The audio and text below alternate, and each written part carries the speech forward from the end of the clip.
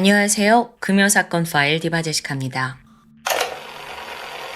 2011년 4월 2일 저녁 10시 부산 북구 화명동의 한 아파트에서 당시 50세 여성 박현숙 씨가 외출 준비를 하고 있었습니다.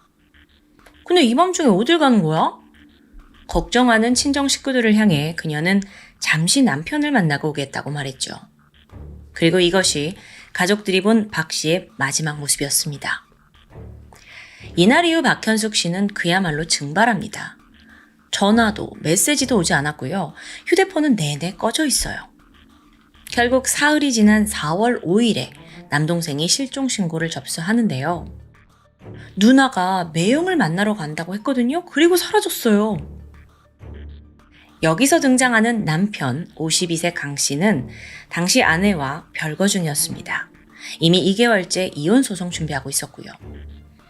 두 사람 모두 나이가 있다 보니 조용히 헤어지려고 협의를 하던 중이었죠. 실종 신고를 접수한 경찰은 가장 먼저 남편 강 씨에게 아내의 행방을 알고 있냐라고 연락을 취합니다. 그러자 돌아온 대답은 에? 와이프를 만나기로 한 적이 없는데요? 지금 연락도 안 되는 거예요?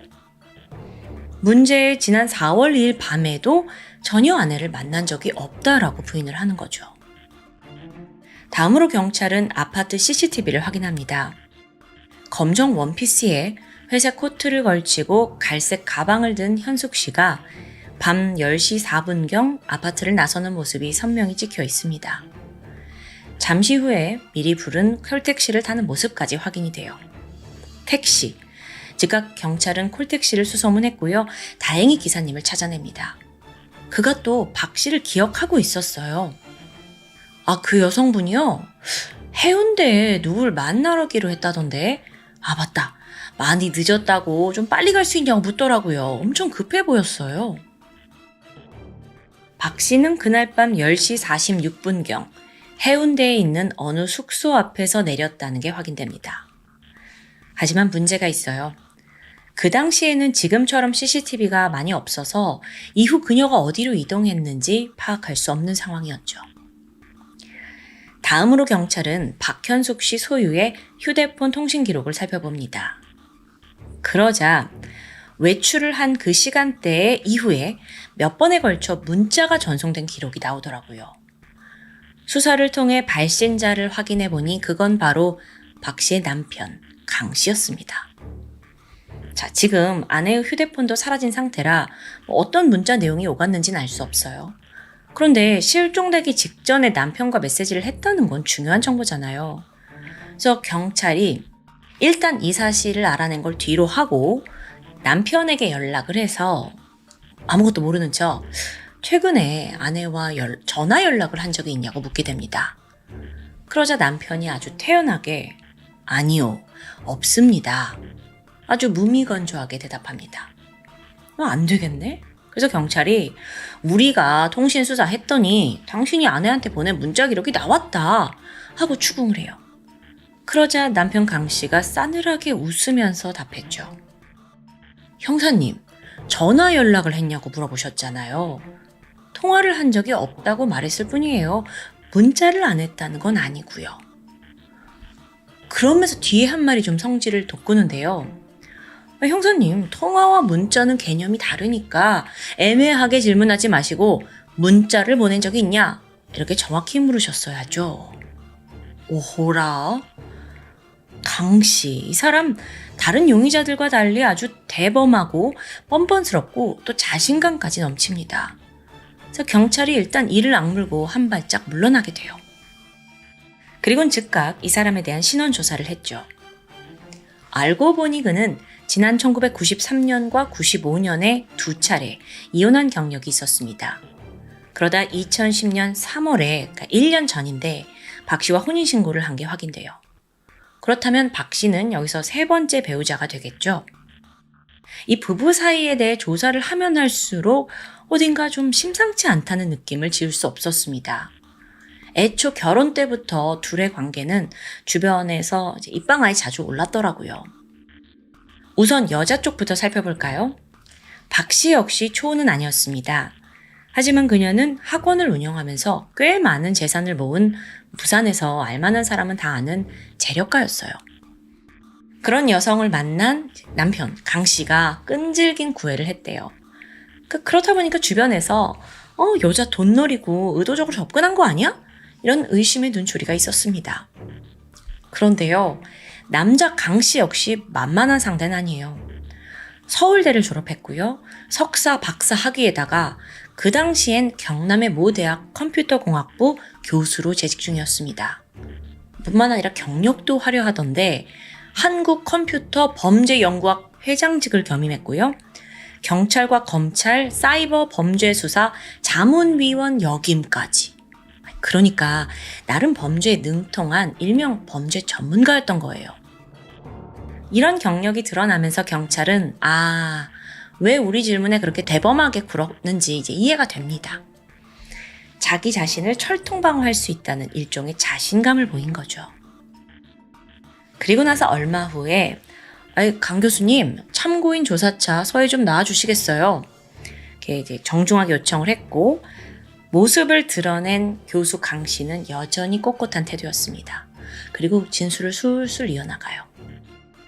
아내 박 씨와의 이혼 소송 중이었죠. 이걸 되도록 조용히 원만히 끝내고 싶었대요.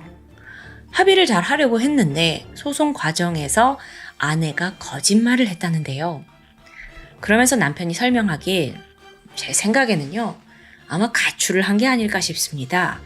워낙 자존심이 센 여자라 자기 거짓말한 게 탄로 나서 소송에 불리해질 테니까 입장 곤란해져서 저렇게 잠적한 거죠. 분명 석 달 이내에 다시 나타난다고 저는 100% 장담해요. 아내가 3달 안에 다시 나타날 거라는 거예요. 여기에 수사관도 갸우뚱했죠. 정말 그럴까?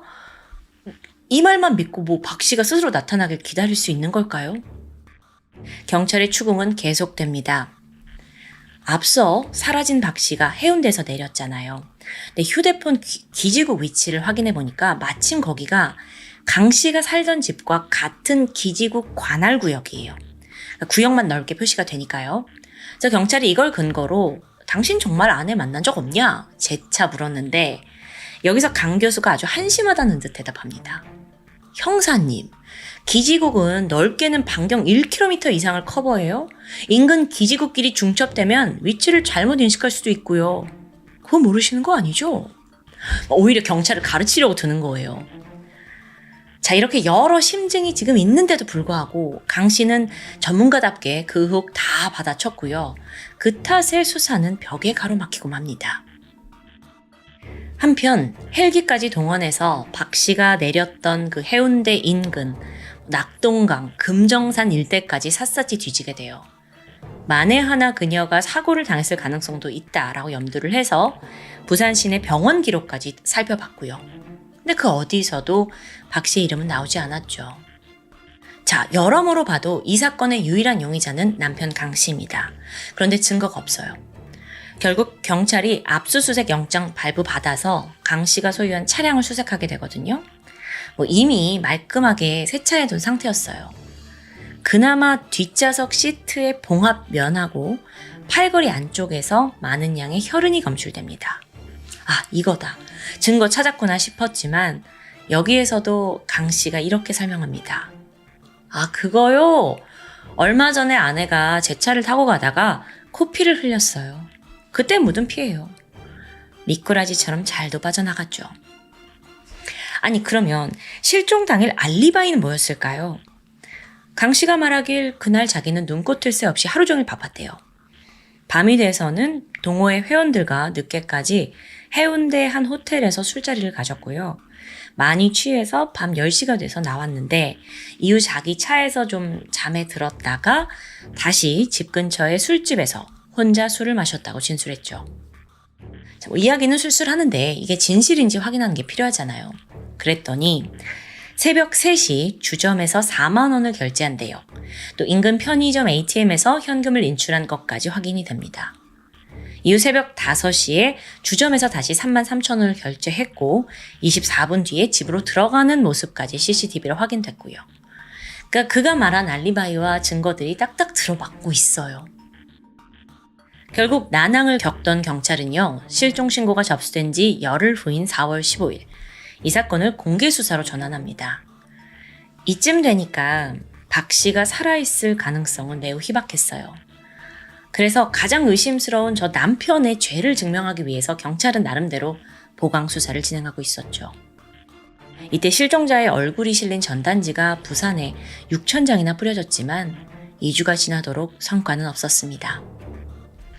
그러던 5월 21일, 실종 50일 만인데 예상치 못한 신고가 들어와요. 부산 사하구의 한 대교 인근 강변에서 환경 정화 활동을 하던 고등학교 교사와 학생들의 눈에 수상한 물체가 포착된 겁니다. 높이 1m에 폭 50cm가량의 등산용 검은 가방. 수상함의 지퍼를 열었는데 그 안에는요, 쇠사슬에 감긴 채 몸이 접혀있던 시신이 발견되었죠. 바로 현장으로 경찰이 갔는데요. 검안을 하려고 했지만 부패 상태가 너무 심했어요. 정밀 감식으로 넘겨질 수밖에 없었죠. 다행히 훼손되지 않은 지문이 있어서 그걸 대조한 결과 그게 바로 그토록 찾아 헤맸던 박 씨였습니다. 자, 이렇게 시신이 발견되고 바로 다음 날인 5월 22일 수사팀은 남편 강 씨를 아내 살인 및 사체 유기 혐의로 긴급 체포합니다. 예상대로 그는 거세게 저항했어요. 아니, 죽은 아내가 발견된 건 다행인 일이지만 내가 죽였다는 증거 있냐는 거예요. 그러면서 3일 동안 구금이 됐는데 범행에 대해 완전히 단호하게 모르쇠로 일관했죠. 그런데 사실 지난 한 달 넘게 은밀히 수사팀이 수사를 계속 해오고 있었거든요. 그래서 그가 범인이라는 증거는 이미 차고 넘치도록 확보한 상태였죠. 과연 그 증거가 무엇이었을까요? 자, 앞서 강 씨에 대해 압수수색했습니다. 당시 경찰은 휴대폰과 PC까지 모두 압수를 해서 분석했어요. 그런데 강 씨가 휴대폰 다 정리를 해놨더라고요. 아무런 기록이 없어요. 아예 유심칩까지 교체했고요. 그래서 그 핸드폰에서는 별다른 증거를 찾지 못해요. 다음으로 이제 압수했던 PC를 살펴보는데 그 안에서 시신 없는 살인사건, 지금 이 경우를 얘기하죠. 막 많이 검색을 했더라고. 근데 또 이것만으로 범인으로 볼 수는 없습니다. 그런데 이쯤에서 극적인 발견이 나와요. 강 씨에게 또 다른 휴대폰이 있다는 걸 알아낸 겁니다. 그래서 서둘러 그 핸드폰을 압수해서 분석해 보니 놀라운 게 드러나는데 그 해답은 강 씨가 이용한 메신저, 카카오톡이었습니다. 자, 지금은 카카오톡을 전 국민이 사용하고 있죠. 근데 그 당시만 하더라도 스마트폰 자체가 이제 보급되기 초창기였거든요. 그래서 카카오톡을 아는 사람이 많이 없었다고 해요. 근데 강 씨로서는 통화 내역, 문자, 이걸 아무리 자기가 삭제해도 추적되고 복구되는 걸 알고 있어요. 범죄 전문가니까. 그래서 이걸 피하려고 그 당시에 신기술이라는 카카오톡을 상습적으로 이용하고 있던 거예요. 그것도 어떤 의문의 인물하고 집중적으로 대화를 나누고 있었죠. 자, 강 씨의 휴대폰을 살펴보던 중 그가 유일하게 통화를 했던 기록이 나옵니다. 그 대상이 누구였는 줄 아세요? 의외예요. 카카오톡 본사더라고요. 그 회사요. 알고 보니 강 씨가 부산에 살고 있는데 직접 경기도 판교에 있는 본사까지 찾아가서 자기 메신저에 남아있는 메시지 내용, 기록 다 삭제해달라고 요청한 겁니다. 그렇게 대부분의 메시지 삭제됐어요. 근데 수사팀이 포기하지 않았죠. 복구가 가능하지 않을까, 그 당시엔 잘 모르니까 그런 희망을 품고 이제 카카오톡 본사에 요청을 하는데 이게 성공합니다. 그러니까 강 씨는요, 경찰이 요청하면 그 메시지 복원이 가능하다는 것까지는 몰랐던 거예요. 그렇게 드디어 강 씨의 핸드폰, 판도라의 상자가 열리는데요. 그와 수차례 연락을 주고받았던 사람은 49살의 여성 최 씨였습니다. 서둘러 신원을 보니까 피해자 박 씨가 실종됐잖아요. 그 이후에 이 최 씨란 여성이 자기 차를 처분하고 이미 두바이로 출국한 상태예요. 이 타이밍조차 수상하기 짝이 없죠. 게다가 이들이 나눈 대화 내용이 더 가관인데요. 물론 예상대로 이 여성은 내연녀입니다. 두 사람은 내연 관계예요. 사건 6일 전인 3월 27일입니다. 강 씨가 메시지에서 가방을 구하러 가고 있다고 말해요. 그리고 28일에는 갑자기 대교에 다녀오겠다는 내연녀 최 씨의 답변이 있습니다. 그리고 여러분, 실제로 그 대교 부근에서 나중에 시신이 발견된 거예요. 결정적으로 4월 2일 그날에는요, 해운대 호텔 근처에서 보기로 했어. 오며 가며 톨게이트 피해, 카메라 때문에. 너 해운대 근처에서 전화도 문자도 하지 마. 완벽? 와우. 열어보니까 꽤나 자세한 범죄 공모의 내용들이 와르르 쏟아져 나옵니다. 즉, 이 둘은 내연 관계이자 공범이었던 겁니다. 그런데 여러분, 이렇게 카톡까지 다 드러났음에도 강 씨는 여전히 뻣뻣해요. 오히려 또 다른 주장을 하는데, 이거요. 사실 그 여자 최 씨 단독 범행입니다. 저는 시신 유기만 도왔을 뿐이에요. 끝까지 발뺌하더라고요. 얼마 후에 내연녀 최 씨가 귀국을 했고 공범 혐의로 체포가 되면서 그간 이들이 공모한 충격적인 범행이 만천하에 드러나기 시작했습니다. 먼저 범인 강 씨와 피해자 박 씨, 이들 부부 사이가 틀어지기 시작한 결정적인 계기가 있어요. 그건 남편이 처음 이혼 경력을 숨기면서부터였죠. 근데 이뿐만이 아니라 남편의 복잡한 이성 관계, 두 사람의 성격 차이, 심지어 경제적인 문제까지 더해집니다. 알고 보니까 결혼 후 두 사람은 각각 절반씩 부담을 해서 아파트와 차를 구매하기로 했대요.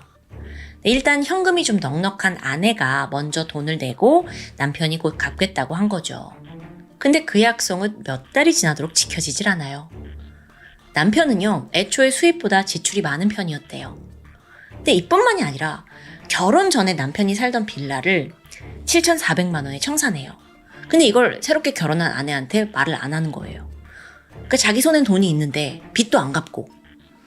결국 박 씨는 결혼한 지 1년도 되지 않아서 나 도저히 못 참겠다. 이혼하자. 요구하고 별거에 들어갑니다. 그렇게 몇 개월간의 조정을 했고 합의 이혼에 동의를 했어요. 그러다가 2011년 1월 남편 강 씨가 아니다. 나 재산 분할 해달라 하면서 이혼 소송에 들어간 거예요. 다 합의된 줄 알았는데 또 소송해. 그러면서 둘 사이의 갈등은 정말 깊어지죠. 근데 이 과정에 제3의 인물이 있습니다. 바로 강 씨의 내연녀 최 씨였어요. 최 씨는 이혼 후에 이제 혼자 자녀를 키우고 살아가고 있었는데 사건 7년 전인 2004년 이 남자 강 씨를 손님으로 만났대요. 그리고 내연 관계를 이어오고 있었죠. 좀 이상해요. 아니 그 와중에 남자는 또 돈 많은 아내 박 씨를 만나서 결혼을 한 거고 또 따로는 내연 관계를 이어오고 있었던 거예요. 어쨌든 아내를 살해하기로 마음먹고 강 씨가 내연녀를 범행에 끌어들입니다. 그러면서 하는 말이 너도 나랑 결혼하기 원하잖아. 그렇게 해줄게. 지금 아내와 공동 지분인 집 다 처분해서 반 넣어줄게. 그러니 도와만 줘. 사실 그동안 이 남자 강 씨가요. 틈날 때마다 야, 너 알지? 나랑 결혼한 이 아내 돈 많아. 응? 복권에 당첨됐다 생각하고 애들 집 한 칸씩도 사줄 수 있고 내가 당신 커피숍도 차려줄게. 우아하게 살아. 이런 식으로 이제 아내의 재산을 과시하면서 내연녀를 꼬드겼던 것 같아요. 여기에 최 씨도 넘어간 거고요. 사건 당일이던 4월 2일 밤 강 씨는 아내와 만납니다. 그리고 해운대 인근 호텔 주차장에 세워둔 자신의 승용차로 데려갔죠.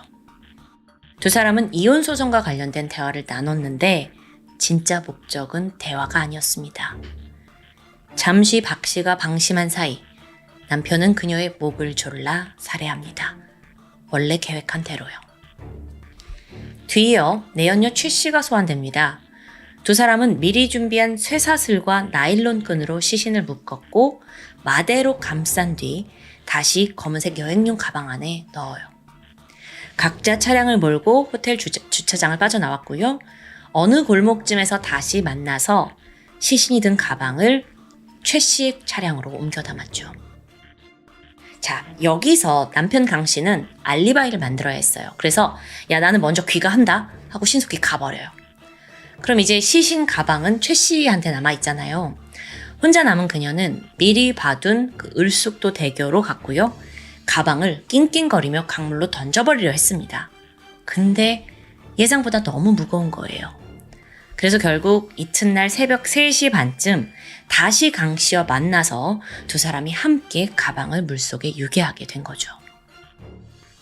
참고로 강 씨, 그러니까 남편이 유기 장소를 이 대교로 결정한 데도 이유가 있습니다.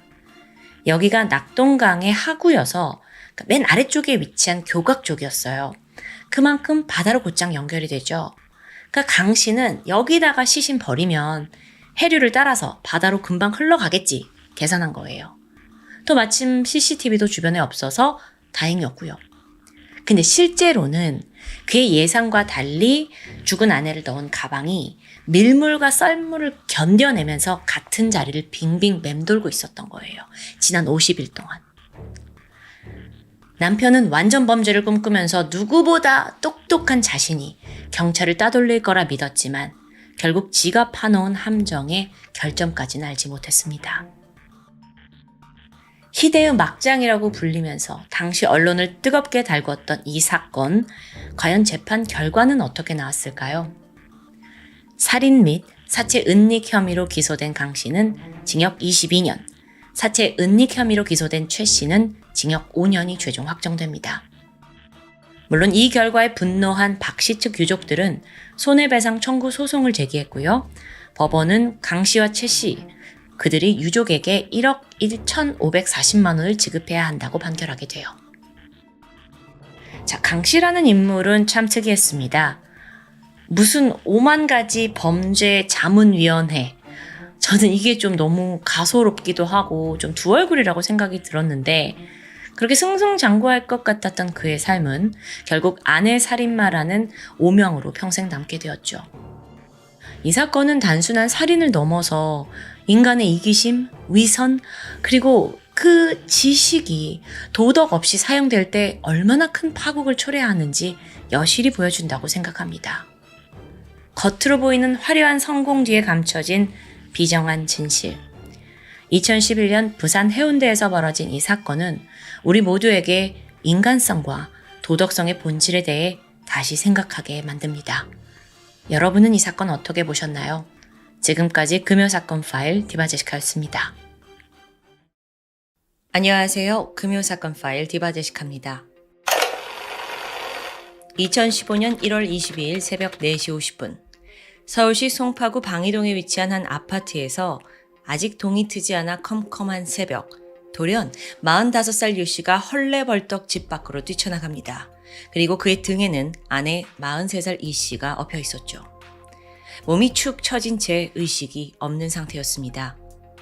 유 씨는 급히 아내를 차에 태우고 인근 병원 응급실로 차를 몰았습니다. 다행히 새벽이라 20분 만에 병원에 도착했지만 이미 아내는 심정지가 온 위급한 상황이었어요. 잠시 후 의료진이 총동원되었고 40분간 심폐소생술이 이어집니다. 그럼에도 불구하고 결국 이 씨는 사망 진단을 받게 되죠.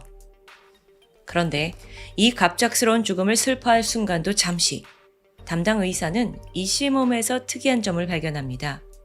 처음 올 때부터 강한 술 냄새가 풍겼고요. 동시에 비릿한 피 냄새가 난 거죠. 아내의 죽음에 망연자실한 남편 유 씨는 그녀가 술을 마시고 쓰러진 것 같다고 증언했습니다. 그런데 평소에 이 씨는요, 감기도 잘 안 걸릴 만큼 건강한 체질입니다. 근데 술을 마시고 갑자기 사망했다?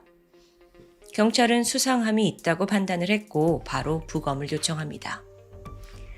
한편 이 씨의 시신을 살펴보던 검시관 눈에 입술 안쪽에 검게 탄 상처가 보였습니다. 이건요, 독극물에 의한 가능성이 매우 높아져요. 심지어 부검하면서 이 씨의 위를 열어보니까 시큼한 냄새가 올라왔습니다. 청산가리 반응의 대표적인 징후였죠. 보통 청산가리가 몸에 들어가서 위산과 만나게 되면 시큼한 냄새가 난다고 해요. 이어진 독극물 검사는 모든 추정에 쐐기를 박습니다. 치사량의 수십 배에 달하는 청산가리가 검출된 겁니다. 이 정도 양이라면 몸에 들어간 지 10분 안에 바로 사망에 이른 것으로 추정될 정도였어요. 독살이 가장 의심되는 상황이죠. 즉 타살입니다. 경찰은 곧장 증거를 수집하기 위해 부부의 집으로 향하게 돼요. 그랬더니 아이의 방에서 반쯤 비워진 소주병과 피 묻은 베개가 발견됩니다. 바로 그 소주에서 청산가리가 검출돼요. 그런데 이상합니다. 이 소주병과 잔을 다 정밀 검식을 해도 도저히 지문이 검출되지 않는 겁니다. 앞서 피 묻은 베개도 있었잖아요. 거기서는 이 씨의 DNA와 또 청산가리가 검출됐거든요. 상황을 봤을 때 청산가리를 먹은 이 씨가 베개에다가 피를 토했다고 볼 수 있어요. 근데 핏자국은 이게 다예요. 왜 피가 더 없지? 이 상황을 정리했을 때 사건 직후 그녀의 핏자국과 또 관련자의 지문이 모두 제거된 것으로 보입니다. 이로 인해 더욱더 이 씨의 죽음은 살인사건일 가능성이 높아지고요. 이후 그 의심의 첫 화살은 남편에게 쏠렸습니다. 그런데 사건 당일 밤 남편은 회식 중이었어요. 그 자리가 새벽 3시 반이 넘어서 끝났고요. 남편은 새벽 4시 19분에 집에 도착했죠. 그러다가 아내를 들쳐업고 집 밖으로 나온 게 34분이 지난 4시 53분입니다. 이때는 이미 이 씨가 사망한 것으로 보여요. 자, 생각해 볼게요. 청산가리가 몸에 퍼지는 그 10분 정도를 제외한다면 남편에게는 집에 들어가서 약 23분의 시간이 있었을 겁니다. 과연 아내를 살해하고 또 현장을 말끔히 청소하기에 이게 충분한 시간이었을까요? 좀 짧아 보이죠? 그래서 혹시 남편이 집에 도착한 시간을 속인 게 아닐까 아파트 입구 CCTV를 확인했죠? 그 결과 남편의 증언은 진실이었습니다. 그의 알리바이는 확실했고 그는 용의선상에서 제외돼요. 그런데 해당 CCTV를 지켜보던 경찰이 또 다른 수상한 사람을 발견합니다.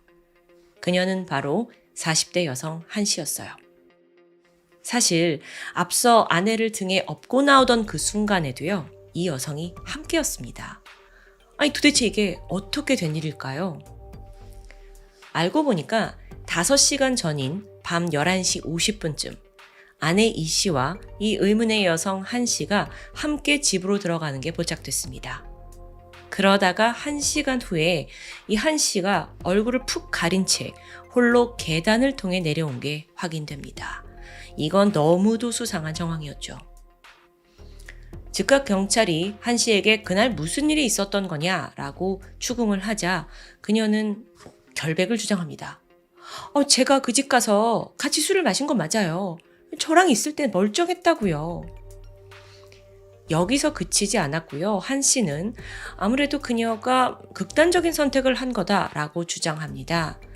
그날 마침 술을 같이 마시고 있었는데 너무 우울해서 강물이나 차도에 뛰어들고 싶다, 죽고 싶다는 얘기를 여러 번 했다는 거예요.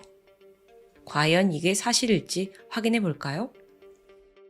유가족에 따르면 43살이던 피해자 이 씨는 무려 7년 만에 인공수정을 통해 어렵게 딸을 얻게 됩니다. 이후 정말 금이야 오기야 하면서 목숨보다 더 귀하게 딸을 키우고 있었죠. 근데 이 애가 아직 어려요. 어린 딸을 두고 정말 이 씨가 극단적인 선택을 했을까? 그것도 자의로 청산가리를 먹고? 가족들은 말이 되지 않는다라고 말합니다. 실제로 경찰이 이 씨의 핸드폰, 컴퓨터 검색 기록을 다 포렌식하게 돼요. 여기서 청산가리나 극단적 선택 관련 검색어는 한 번도 나오지 않았습니다. 즉 앞서 한 씨가 주장하는 게 성립이 전혀 안 되고 있는 거죠. 또한 이 씨를 부검했을 당시 혈중 알코올 농도는 0.01% 미만이었습니다. 그런데 이상하게도 위에서 발견된 알코올 농도는 0.882. 그러니까 이 두 개의 수치가 극단적인 차이를 보이죠. 이걸 해석하면요. 피해자가 이제 청산가리가 든 술을 마신 직후에 사망하면서 방금 마신 술이 혈액에 흡수될 시간이 없었다는 걸 의미해요. 즉 한 씨와 같이 있을 때 술을 마셨다고 했으니까 그때 어떤 일이 벌어졌다고 볼 수 있는 겁니다. 여기에 당황한 한 씨가 갑자기 주장을 번복하기 시작합니다. 사실 자기가 아닌 남편 유 씨가 아내를 살해한 거라고 막 밀어붙여요. 지 아내 죽인다고 청산가리 준비한 거예요. 저는 나중에 와서 치우는 거 도와준 게 전부고요. 근데 이때 경찰의 눈이 날카로워져요. 한 씨가 방금 무심코 말한 청산가리. 어라? 사실 경찰은 피해자 몸에서 청산가리가 검출되었다는 사실을 극비에 붙여왔습니다. 독극물이 나왔다 정도로만 말했던 거죠. 그러니까 청산가리를 아는 건 범인뿐이에요. 그때부터 수사는 급물살을 타게 됩니다. 거짓말 탐지기를 해봤죠? 그랬더니 한 씨의 주장 다 거짓이에요. 또 그녀의 핸드폰과 컴퓨터 뒤져봤더니 살인과 관련된 수많은 검색 기록이 쏟아져 나옵니다. 청산가리 살인법, 청산가리 몰래 먹이는 법, 청산가리 타살. 이뿐만 아니라요. 핸드폰 메모장에 범행을 준비해온 내용이 들어있어요. 장갑 준비, CCTV 피해 다니기, 장난감 주사기에 청산가리와 소주 혼합. 이건 도저히 빠져나갈 수 없는 명백한 증거들이었죠. 그래서 이걸 들이밀었습니다, 한 씨한테. 그랬더니 한 씨가 그때부터 입을 꾹 닫고 묵비권을 행사하면서 모든 진술을 거부합니다. 참, 이러면 자기한테 유리할 줄 알아요. 이때부터 경찰이 눈을 돌려 파헤치기 시작한 건 왜 그녀를 살해했을까? 살해 동기였습니다. 그리고 한 씨의 입장에서 사건을 되짚어보기 시작했죠. 일단 피해자 이 씨는 남편 유 씨와 같은 은행에서 근무하던 사내 커플이었습니다. 결혼을 한 후에 임신을 계속 시도하다가 어렵게 소중한 딸을 갖게 된 거죠. 그렇게 드디어 원하는 가정을 꾸렸는데 사건 1년 전인 2014년 2월 남편 유 씨가 초등학교 동창회에 나갔다가 한 씨라는 여성을 만나면서 비극이 시작됩니다. 그 당시에 한 씨는요, 남편의 불륜 때문에 3년 전에 이혼을 했고 혼자 살고 있었어요. 그러다 동창회에서 이 유 씨를 만난 거예요. 두 사람이 빠르게 가까워지더니 이내 불륜으로 발전합니다. 자, 그런데 어느 순간부터 이 내연녀 한 씨의 욕심이 커지기 시작합니다. 너무 사랑하는 이 유 씨와 재혼을 해서 다시 가정을 꾸리고 싶은 거예요. 그러기 위해선 가장 걸림돌이 되는 게 아내 이 씨였고요. 불륜이 쭉 이어졌고 7개월이 지난 시점이었습니다. 두 사람은 그날도 데이트를 즐기고 있었죠. 이때 이 교활한 한 씨가 몰래 남자 폰으로 유 씨의 아내에게 전화를 걸어요. 그러니까 마치 실수인 척 다정하게 둘이 대화하는 내용을 아내가 엿듣게 만든 거예요. 불륜 발각되게 하려고요. 참 못됐죠. 자, 그렇게 진실을 알게 된 아내는 믿었던 남편의 배신에 억장이 무너졌습니다. 곧장 어린 딸 데리고 집을 나왔고 당장이라도 이 결혼 끝내고 싶었어요. 당연하죠. 이런 남편을 어떻게 믿고 사냐고요. 하지만 그녀는 이혼 앞에서는 마음이 약해졌습니다. 특히나 어린 딸에게 상처를 주는 것 같아서 이혼은 피하고 싶었던 거예요. 결국 그녀는 딸을 위해서 남편의 불륜을 덮어주기로 마음먹었고요. 5일간의 짧은 별거 이후 다시 집으로 돌아옵니다. 남편도 잘못했다고 막 싹싹 빌었어요. 2번 다시 내가 그 여자 만나지 않겠다 맹세를 하면서 그 자리에서 한 씨에게 문자를 보내서 이제 그만하자 이별을 통보하게 되죠. 하지만 한 씨는 끈질겼습니다. 갑자기 나 임신했어. 이런 거짓말로 마지막까지 남자 유 씨를 막 잡아보려고 한 거예요. 게다가요. 나중에는 한 씨의 어머니까지 찾아와서 내 딸 책임져라 압박을 합니다. 아니, 불륜녀 어머니가 이렇게 당당할 수 있는 건가요? 다행히도 유 씨의 태도는 완강했습니다. 아내와 헤어질 생각은 없다고 말을 했죠. 그러자 한 씨가 이번엔 직접 아내에게 연락을 합니다. 자기는 절대 헤어질 수 없다면서 오히려 막 협박을 하고 길길이 날뛰는 거예요. 뿐만 아니라 불륜 데이트할 때 같이 찍었던 사진들을 보내요. 해외여행 지들끼리 몰래 가서 찍은 다정한 모습, 게다가 알몸으로 둘이 모텔에서 촬영한 것까지요. 이걸 막 보내오니까 아내는 막 미쳐버리죠. 정말 정신을 막 갉아먹고 있었습니다. 뿐만 아니라 한 씨는 내가 죽겠다 막 이러면서 차에서 번개탄을 피우고 소동을 벌입니다. 결국 병원에 입원했고 목숨은 건져요. 그러다 3일 뒤 퇴원을 하고 한 씨가 또다시 부부의 집에 찾아옵니다. 근데 이때 어떻게 말하냐면 내가 이렇게 된 거 다 너네 때문이야. 그러니까 치료비로 3억 5천만 원 내놔. 아주 지긋지긋해요. 돈 내놓으면 헤어지는 거 고려해 본대요. 그래서 여기서 부부는 이 내연녀를 어쨌든 떼어내는 게 가정을 지킬 수 있는 최선이라고 생각을 했고 결국 집을 담보로 대출을 받아서 돈을 건네줍니다. 아니, 여기까지 했으면 한 씨가 포기를 해야 될 텐데 그녀의 패악은 멈추지 않았습니다. 이번에는 심부름센터에 가서 아내에게 최음제를 먹인 후 강간을 해달라는 정말 상상도 할 수 없는 끔찍한 의뢰를 합니다. 정말 미쳤어요. 한 씨는 여전히 속이 부글거렸죠. 내 남자 유 씨가 돌아오지 않는 건 모두 아내 때문이라고 믿게 됩니다. 그러면서 그년만 없어지면 유 씨는 나한테 돌아올 거야. 생각은 여기까지 뻗치고 말았죠.